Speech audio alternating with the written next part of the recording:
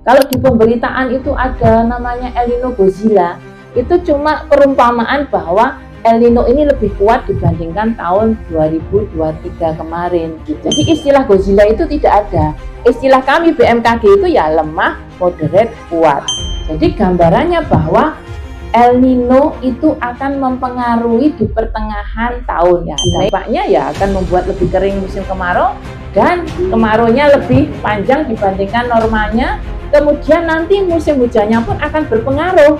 Awal musim hujannya lebih mundur dibandingkan normal. Awal musim kemaraunya untuk wilayah Prambanan, karena fokus saya di Prambanan nggih, Pak Sukoharjo. Berarti ini di April 3. Jadi puncak musim kemarau berarti curah hujannya itu paling sedikit di antara bulan-bulan lain di periode musim kemarau. Makanya perlu diantisipasi awal musim hujannya itu lebih mundur dibandingkan kondisi normalnya.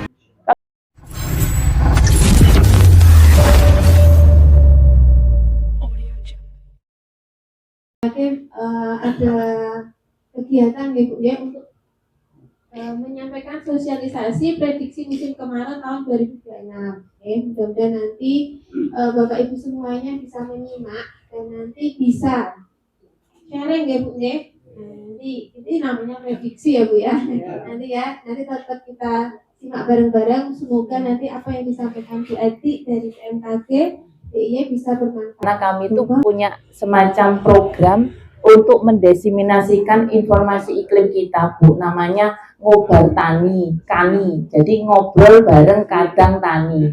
Berarti kan yang harus kita ajak ngobrol kan kadang tani nggih, Bapak Ibu nggih. Nah, pada kesempatan ini kemarin saya Bu Desi ini teman lama saya sudah bekerja sama dengan Bu Desi tahun berapa nggih Bu kita buat SLI? 2023 nggih. Itu sampai berkelanjutan. Kalau Bapak Ibu rasakan kondisi iklim sekarang menika pripun Bapak Ibu? Terus saat ini musim niku menentu napa tidak menentu? Yang Bapak Ibu rasakan napa? Ketika musim kemarau banyak hujan, ketika musim hujan berkurang hujannya. Ini merupakan tugas BMKG ke masyarakat. Jadi BMKG itu menginformasikan info iklim kapan musim kemaraunya, kapan musim hujannya. Kalau Bapak Ibu dengar di pemberitaan yang santer terkait dengan musim kemarau, dengar buatan dari TVRI. Kalau Bapak Ibu apa RRI ngeten lebih awal, terus nopo meleh yang lebih lama. Oh, berarti Bapak Ibu itu setidaknya walaupun belum kenal sekali dengan BMKG, tapi informasi BMKG sudah diserap nggih. Bapak Ibu mendengar, oh diprediksikan kemaraunya akan lebih panjang. Kemaraunya bersifat curah hujannya jauh di bawah normal atau lebih kering dari biasanya. Itu penyebabnya adanya fenomena El Nino, Pak. El Nino itu dampaknya di periode musim kemarau itu tambah kering. Lihat Pak, jadi El Nino itu indikatornya dari sini. Kalau di sini ada penyimpangan suhu muka lautnya itu lebih panas, berarti El Nino itu muncul. Kondisinya di Mei, Juni, Juli, Agustus, September. Nah ini sudah kelihatan Bapak Ibu. Nah di Pasifik sudah merah kan, berarti kan anomalinya lebih hangat kan Bapak Ibu. Jadi kalau dikatakan netral itu plus minus setengah. Kalau sudah melewati setengah, lebih dari setengah derajat anomalinya, itu berarti indikatornya sudah ada fenomena El Nino yang akan mengganggu di periode musim kemarau. Bahkan Agustus semakin kuat, September juga semakin kuat. Oktober yang harusnya sudah musim hujan, itu masih dipengaruhi El Nino. Kalau awal musim hujan muncul El Nino, berarti awal musim hujannya akan terpengaruh lebih mundur. Nanti kita kupas, bukan terus meden-medeni saya, tapi ini aksi antisipasi ya Bapak Ibu untuk menghadapi musim kemarau yang dipengaruhi oleh El Nino tadi yang dampaknya lebih kering. El Nino itu mempengaruhi pengurangan curah hujan di periode musim kemarau, sehingga periode kemarau menjadi lebih kering dan lebih panjang durasi musim kemaraunya. Nah, 2026 berlanjut. Nah, kalau kita lihat SST-nya yang tadi Bapak Ibu, nah ini di September, Oktober ini bahkan bisa sampai 2. Berarti indikasinya nanti akan ke prosesnya itu El Nino moderate, El Nino lemah hingga moderate. Apakah itu nanti akan konsisten menjadi kuat? kita nanti update lagi Pak.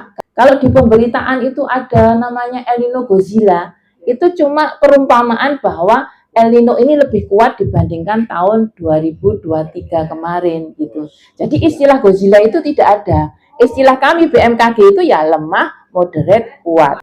Jadi gambarannya bahwa El Nino itu akan mempengaruhi di pertengahan tahun, di Mei ya mulai, bahkan di puncak musim kemarau. Ya, dampaknya ya akan membuat lebih kering musim kemarau dan kemaraunya lebih panjang dibandingkan normalnya. Kemudian nanti musim hujannya pun akan berpengaruh. Awal musim hujannya lebih mundur dibandingkan normalnya. Jadi, ya. Nah, ini diprediksikan untuk awal musim kemaraunya untuk wilayah Prambanan karena fokus saya di Prambanan nggih, Pak Sukoharjo.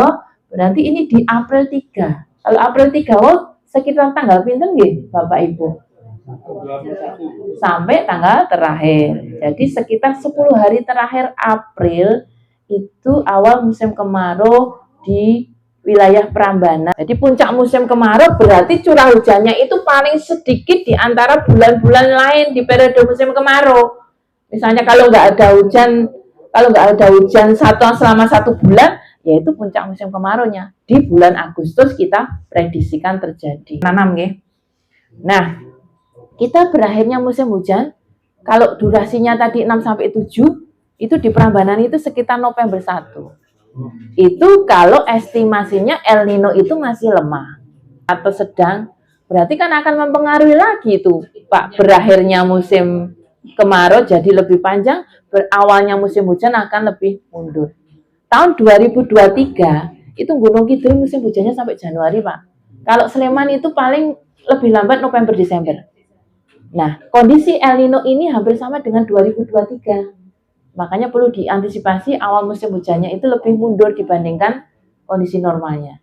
Nah, itu untuk gambaran prediksi musimnya nggih Bapak Ibu, sebagai acuan Bapak Ibu untuk menentukan pola tanam, mau menentukan varietas apa nggih Bu Desi yang tahan terhadap iklim ekstrim. Ini soalnya El Nino ini terkategori iklim ekstrim. Jadi nanti jenengan varietas apa yang tahan terhadap iklim ekstrim yang kering seperti ini nanti sama Bu Desi. Kalau kami BMKG menyampaikan, oh ini iklimnya akan seperti ini. Ada fenomena yang mengganggu lebih kering. Dan nanti terkait varietas dikonsultasikan dengan Bapak Ibu PPL maupun POPT. Kalau peluang terjadinya sudah naik 60 hingga 80%, berarti kan ya potensi terjadinya El Nino itu berpeluang besar terjadi Bapak Ibu. Jadi menghemat penggunaan air ketika musim kemarau yang ekstrim kayak gini. Ketika hujan kita panen air hujannya kita tampung. Kalau untuk kebutuhan rumah tangga kan lumayan.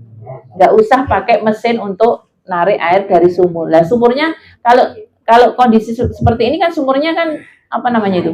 Jerung nggih, asat. Nah, itu ketika masih hujan ini manfaatkan air hujan itu, kita tampung, kita manfaatkan, kita panen untuk kebutuhan minimal untuk kebutuhan rumah tangga. Makanya Bapak Ibu perlu saya acungi jempol jadi pahlawan ketahanan pangan. Petani biasanya yang kemarin-kemarin itu kan kita menggunakan ilmu titen. Ilmu titen itu Januari biasanya hujan. Januari Februari itu memang kita hujan sehari-hari. Itu nganggur pari itu biasanya kuning-kuning, sekarang banyak air. Nah, sekarang setelah ada informasi dari BMKG FIJ, nah ini insya Allah nanti kita bisa mengira-ira, nanti mulai panas kapan, mulai hujan kapan. Nah, untuk ini kita sering istilahnya terjebak ini dari nulis habis hujan ternyata masih banyak hujan, akhirnya ya banyak air, hasilnya petani kurang memuaskan. Nah, dan kita tanyakan Bapak Ibu, Bu Eti, untuk musim ini yang April ke sana itu nanti waktunya sampai apa ya? Berapa bulan? Dari April sampai apa itu nanti musim kemarau ya, setelah itu nanti sampai bulan apa. Nah, seandainya nanti di sini masih ada air, Dan nanti setelah April Mei panen kan terus Juni itu stadionnya itu yang tepat itu tanaman apa.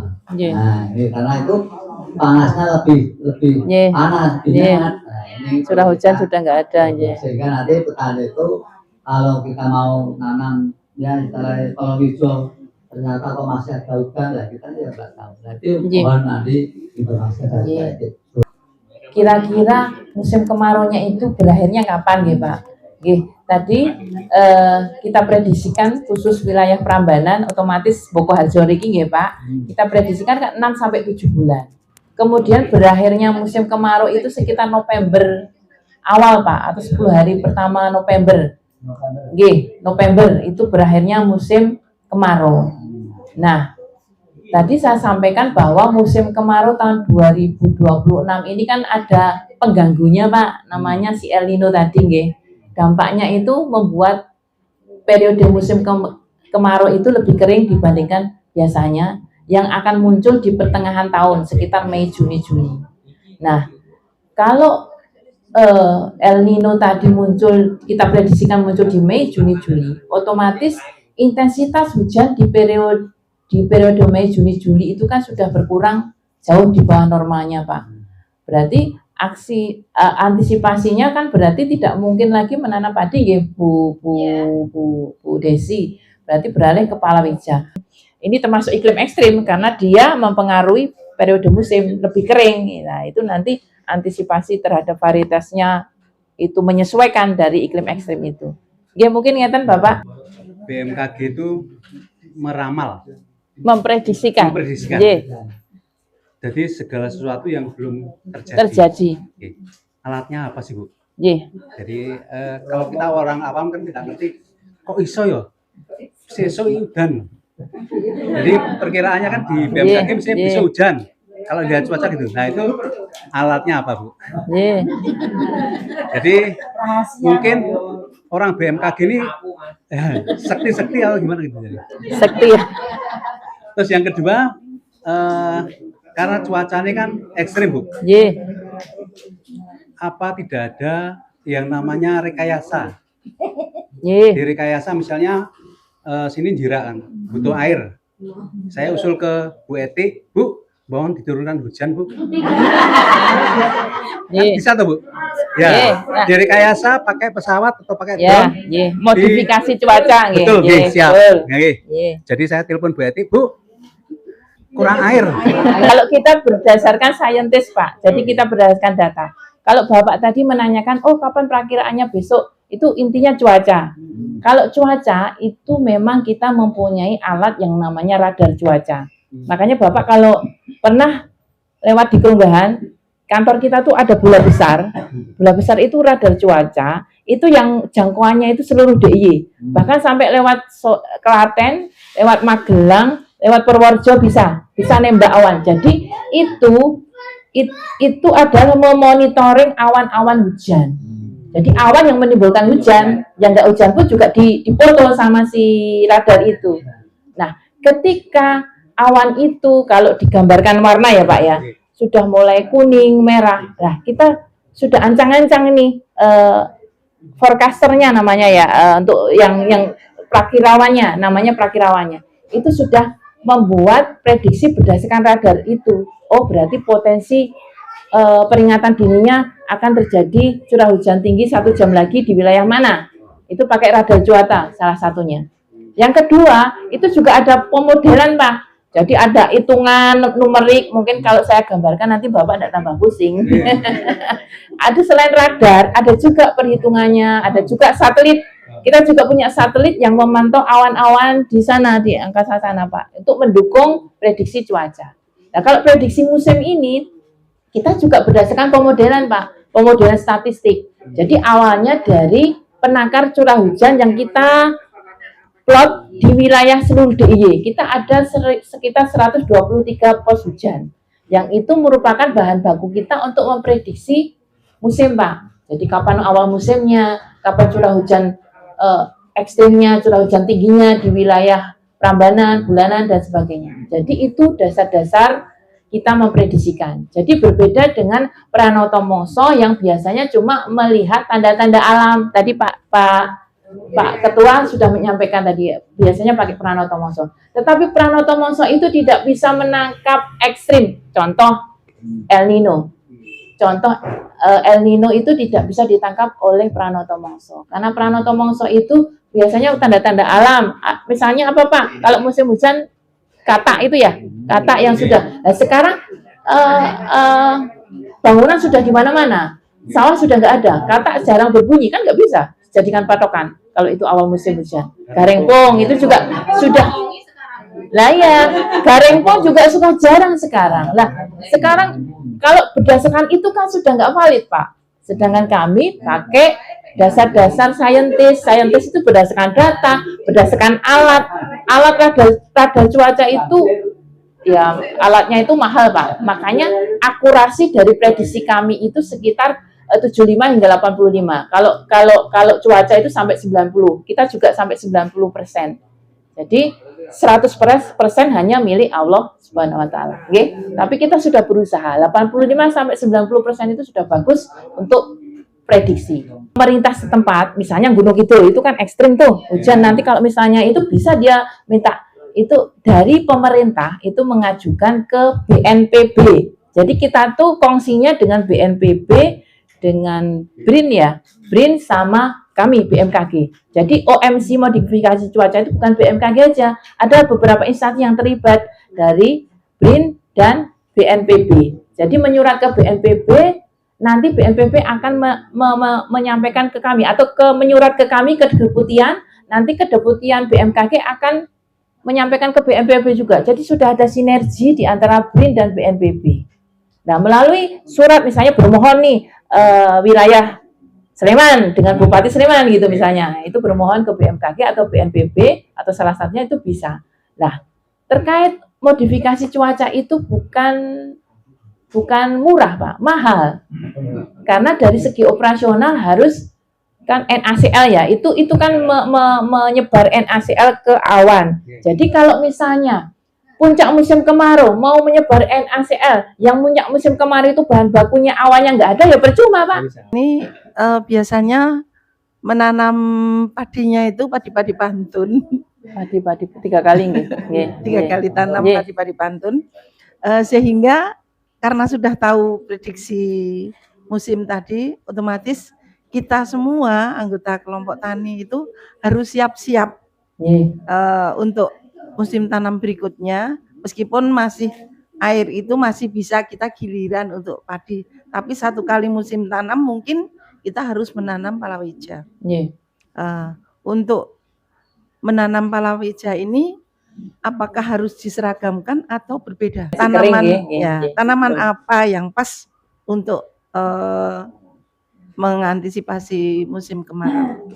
Marjana ya, kaitan dengan apa yang sudah disampaikan Bu Eti dari BMKG mungkin sudah banyak sekali ya gambaran ataupun informasi kaitan dengan sosialisasi musim kemarau di 2026 khususnya ada di Prambanan. Jadi tadi mungkin di musim setelah ini, musim tanam setelah padi ini kita mau baiknya gimana? Ya? Mungkin kalau di sini, ya, khususnya yang ada di Jirak, gitu, ya. Kalau di sini kan memang pola tanahnya memang padi pantun, gitu, ya. Karena di sini itu petaninya itu luar biasa, airnya tuh melimpah Bu, setiap musim itu. Nah, tapi kita nggak tahu ya Bu, nanti di musim kemarau besok, apakah debit airnya yang dari atas itu masih normal atau gimana, kita kan nggak tahu. Nah, mudah-mudahan nanti di sini, misalkan nanti kita update terus, nanti mungkin dari info BMKG ataupun jenengan sendiri nanti akan saya teruskan, karena saya juga ikut grupnya BMKG. Mungkin kalau ada informasi cuaca dasarian 1, 2, 3 di bulan April, Mei, nanti kita share di kelompok, nanti biar mengikuti gitu. Ataukah nanti ikut salurannya itu bisa ada. Jadi nanti begitu saya kasihkan info BMKG, dengan mengikuti link saluran di bawah, nanti otomatis jenengan akan dapat informasi terus.